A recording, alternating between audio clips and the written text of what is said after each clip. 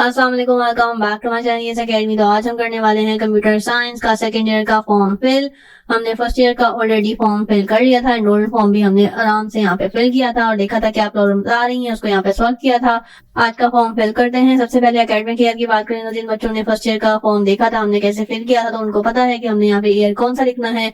हमने यहाँ पे ईयर पिछले साल का लिखना है। फॉर एग्जाम्पल, अगर आप 2024 में दे रहे हो तो आपने ईयर लिखना है 2023, जब आपका एनरोलमेंट गया है। जिस साल आपने एनरोलमेंट फॉर्म जमा कराया है उसी साल के आपने यहाँ पे नंबर लिखना है, ठीक है। उसके अलावा रोल नंबर की जगह आपने कुछ नहीं लिखना है। यहाँ पे एनरोलमेंट आपने वो लिखना है जो आपके पास नंबर आया हुआ है, एनरोलमेंट नंबर।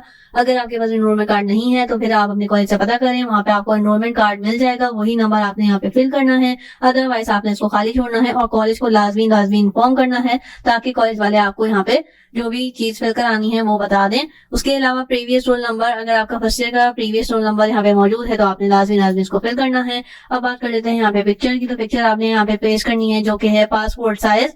उसके अलावा आपने पासपोर्ट साइज पिक्चर यहाँ पे पेस्ट करनी है और यहाँ पे आपने इसको गम से पेस्ट करना है। किसी भी किस्म का टेप या पेन यूज नहीं होगी वरना आपका फॉर्म हो जाएगा क्लियरली रिजेक्ट, ठीक है। तो ये हरकत आपने नहीं करनी, इसको आपने सिर्फ और सिर्फ गम से पेस्ट करना है। और ये फॉर्म आपको लीगल पेपर पे प्रिंट करवाना है। लीगल पेपर आपको किसी भी प्रिंटिंग शॉप से मिल जाएगा, वहां से आपने पेपर लेके, और फॉर्म आपको कहाँ से मिलेगा, ऑनलाइन मिलेगा, कैसे मिलेगा ये वीडियो आप मेरे चैनल पे देख सकते हैं। कोई भी फॉर्म आपको ऑनलाइन ढूंढना हो तो आपने कैसे ढूंढना है, तो ये भी फॉर्म आपको ऑनलाइन मिल जाएगा। इसका प्रोसेस मैंने अपने चैनल पे ऑलरेडी वीडियो अपलोड कर दी है, वहां से ले लें आप, और आपने इसको प्रिंट करवाना है। अब बात कर लेते हैं कि नेम, यानी कि आपने नाम कैसे लिखना है। इसको ब्लॉक लेटर्स में फिल करना है, ठीक है। यहाँ आपने लिखा सारा अली, तो SARA सारा, और यहाँ पे फिर आपने 1 से 2 खाली बॉक्सेस छोड़ने के बाद अली लिखना है। अगर आपका नाम छोटा है तो आप 1 से 2 बॉक्सेस छोड़ सकते हैं, अदरवाइज आपने 1 बॉक्स तो लाजमी छोड़ना है और खाली बॉक्सेस भी ऐसे ही छोड़ने हैं, कुछ नहीं करना, ठीक है। उसके अलावा फादर नेम भी आपने ऐसे ही फिल करना है और लाजमी खाली बॉक्सेस छोड़ने हैं, ठीक है। अगर आपके नाम के आगे सैयद मोहम्मद लिखा हुआ है तो आपने इसको लाजमी फिल करना है और वही स्पेलिंग लिखनी है जो आपके डॉक्यूमेंट में ऑलरेडी लिखी हुई है। ये सारी इन्फॉर्मेशन पहले आप रफ कॉपी में पेंसिल से फिल कर लेना ताकि आपको परेशानी ना हो, स्पेलिंग मिस्टेक ना हो। डेट ऑफ बर्थ की बात कर ले तो सबसे पहले आपने तारीख लिखनी है, उसके अलावा मंथ लिखना है, उसके अलावा आपने ईयर लिखना है। तो ईयर के लास्ट के 2 डिजिट लिखना है, 2011 यानी कि आखिर के 2 डिजिट लिख दिए तो ये इस तरह से हो गया फिर डेट ऑफ बर्थ। उसके अलावा नेशनैलिटी आपने कैपिटल लेटर्स के अंदर लिखनी है, मेल और फीमेल पे टिक करना है और यहाँ पे मेंशन करना है। इसी तरह से रिलीजन भी आपने कैपिटल लेटर्स में लिखना है। रेजिडेंशियल एड्रेस हमने एनरोलमेंट फॉर्म फिल करते हुए भी देखा था और फर्स्ट ईयर का जब फॉर्म फिल किया था तो वो भी हमने देखा था कि हमने ये कि आपके इलेक्ट्रिसिटी बिल से देख के इसको फिल करना है और किस तरह से करना है, एक बॉक्स छोड़ते जाना है ताकि आपका जो एड्रेस है वो कंफ्यूजिंग ना हो। उसके अलावा कॉलेज नेम ऑफ कॉलेज की बात करें तो यहाँ पे मोस्टली कॉलेजेस अपनी स्टैम्प लगा के दे रहे हैं, और अगर आपके कॉलेज वाले नहीं लगा के दे रहे हैं स्टैम्प यहाँ पे तो आपने अपने हाथ से इसको फिल करना है और वही नाम लिखना है जो आपके एडमिशन स्लिप वगैरह पे कार्ड पे लिखा हुआ है। अगर आपके कॉलेज के आगे मॉर्निंग इवनिंग शिफ्ट लिखी हुई है तो वो आपने लाजमी लिखनी है। उसके अलावा CNIC नंबर यानी कि बेफॉर्म नंबर यहाँ पे फिल करना है। कॉन्टेक्ट नंबर वो देना है जो एक्टिव हो और रिसीव हो पाए। उसके अलावा मार्क ऑफ आइडेंटिफिकेशन में आपने जो भी आपकी मार्क ऑफ आइडेंटिफिकेशन है वो फिल करनी है और अदरवाइज आपने नल लिखना है। नल क्यों लिखना है ये वीडियो डिटेल से मैंने ऑलरेडी अपलोड कर दी है, तो ये आप मेरे चैनल पे जाके देख सकते हैं। अदरवाइज जो भी आपकी मार्क ऑफ आइडेंटिफिकेशन है वही लिखनी है, ठीक है।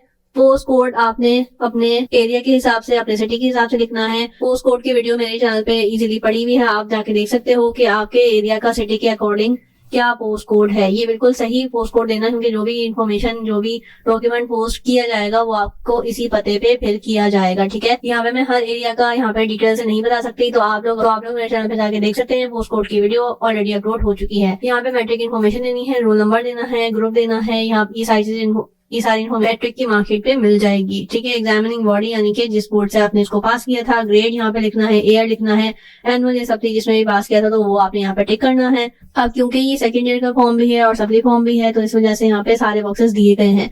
अगर आपके पहले आपने फर्स्ट ईयर के सारे पेपर लिखने हैं, फर्स्ट ईयर के आपने जितने पेपर पास कर दिए यहाँ पे सारे सब्जेक्ट के नाम लिखने हैं, यहाँ रोल नंबर लिखना है, यहाँ ईयर लिखना है, एनुअल या सप्ली जो भी आपने मेंशन करना है, कितने कितने नंबर आए वो भी फिल करते जाना है। ये हो गया फर्स्ट ईयर का। अब आ जाते हैं सेकंड ईयर पे। तो सेकंड ईयर पे आपके जितने भी पेपर क्लियर हैं तो वो आपने यहाँ पे फिल करने हैं। अदरवाइज अगर आप सेकंड ईयर का पेपर फर्स्ट टाइम दे रहे हो तो आपने ये वाला बॉक्स खाली छोड़ देना है, ठीक है। अब बात करते हैं कौन से पेपर आपने देने हैं।